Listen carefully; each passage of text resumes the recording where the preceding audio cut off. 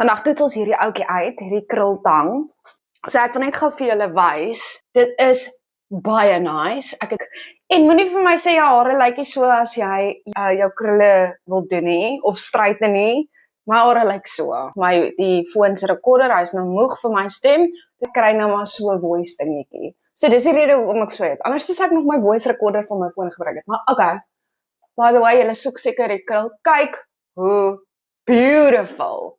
En nou net in gedagte dat my hare is verskriklik styl en my hare krul nie maklikie. Maar kyk nou net gou hoe mooi is. Kyk net hoe mooi. Kyk net hoe mooi. Oh my hat.